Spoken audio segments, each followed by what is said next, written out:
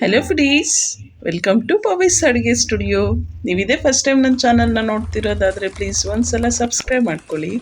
ಹಾಗೆ ಪಕ್ಕದಲ್ಲಿ ಬರ್ತಕ್ಕಂಥ ಬೆಲ್ ಐಕನ್ನು ಕ್ಲಿಕ್ ಮಾಡಿ, ಹಾಗೆ ಆಲ್ ಆಪ್ಷನ್ನು ಕ್ಲಿಕ್ ಮಾಡ್ಕೊಳ್ಳಿ. ಇಲ್ಲಿ ಬಾಣಲಿ ಇಟ್ಟು 1 ಕಪ್ ಆಗೋಷ್ಟು ಕಡಲೆಕಾಯಿ ಬೀಜ ಹಾಕ್ಕೊತಿದ್ದೀನಿ.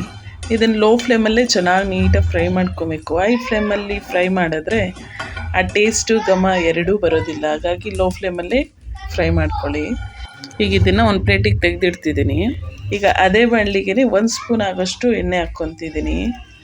ಎಣ್ಣೆ ಹಾಕ್ಕೊಂಡು ಅದಕ್ಕೆ 1 ಗಡ್ಡೆ ಆಗೋಷ್ಟು ಈರುಳ್ಳಿನ ನೀಟಾಗಿ ಫ್ರೈ ಮಾಡ್ಕೊಬೇಕು.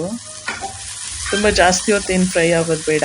ಈರುಳ್ಳಿ ಹಸಿ ವಾಸನೆ ಹೋಗೋ ತನಕ ಫ್ರೈ ಆದರೆ ಸಾಕು.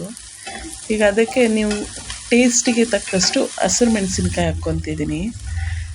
ಹಾಗೆ ಅದಕ್ಕೆ 1 ಸ್ಪೂನ್ ಆಗೋಷ್ಟು ಬೆಳ್ಳುಳ್ಳಿ, ಒಂದು ಅರ್ಧ ಸ್ಪೂನ್ ಆಗೋಷ್ಟು ಶುಂಠಿ ಹಾಕ್ಕೊಂಡು ಒಂದು ಮೀಡಿಯಮ್ ಸೈಜು ಟೊಮೆಟೊ ಹಾಕ್ಕೊತಿದ್ದೀನಿ. ನಾನಿಲ್ಲಿ ಹುಣಸೆಹಣ್ಣು ಹಾಕೋದಿಲ್ಲ, ಹಾಗಾಗಿ ಒಂದು ಟೊಮೆಟೊ ಹಾಕ್ಕೊತಿದ್ದೀನಿ.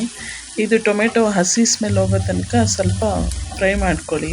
ಸಾಫ್ಟ್ ಆಗಬೇಕು ಟೊಮೆಟೊ, ಅಲ್ಲಿ ತನಕ ಈ ಥರ ನೀಟಾಗಿ ಫ್ರೈ ಮಾಡ್ಕೊಳ್ಳಿ.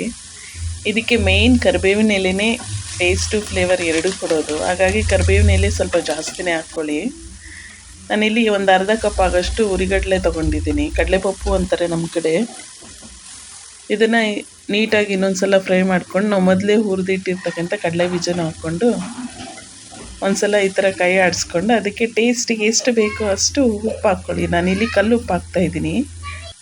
ಕಲ್ಲುಪ್ಪು ಹಾಕೋದ್ರಿಂದ ಎಕ್ಸ್ಟ್ರಾ ಟೇಸ್ಟ್ ಕೊಡುತ್ತೆ ಚಟ್ನಿ, ಹಾಗಾಗಿ ಕಲ್ಲುಪ್ಪು ಹಾಕ್ತಿದ್ದೀನಿ. ಈಗ ನೋಡಿ, ಇದು ಕಂಪ್ಲೀಟಾಗಿ ತಣ್ಣಗಾಗಬೇಕು. ಅಲ್ಲಿ ತನಕ ಹಾರೋದಕ್ಕೆ ಬಿಟ್ಬಿಡಿ. ಯಾವುದೇ ಕಾರಣಕ್ಕೂ ಬಿಸಿ ಬಿಸಿಯಾಗಿ ಮಿಕ್ಸಿ ಜಾರ್ಗೆ ಹಾಕೋಕ್ಕೆ ಹೋಗಬೇಡಿ. ಟೇಸ್ಟು ಹಾಳಾಗುತ್ತೆ, ಅಷ್ಟು ಚೆಂದ ಇರಲ್ಲ ಟೇಸ್ಟು. ಹಾಗಾಗಿ ಕಂಪ್ಲೀಟಾಗಿ ತಣ್ಣಗಾದ್ಮೇಲೆ ಇದನ್ನು ಮಿಕ್ಸಿ ಜಾರ್ಗೆ ಹಾಕ್ಕೊಂಡು ಎಷ್ಟು ಬೇಕೋ ಅಷ್ಟು ನೀರು ಹಾಕ್ಕೊಂಡು ಮಿಕ್ಸಿ ಮಾಡ್ಕೊಂಡ್ರಂತೂ ಸಖತ್ತಾಗಿರುತ್ತೆ ಟೇಸ್ಟು.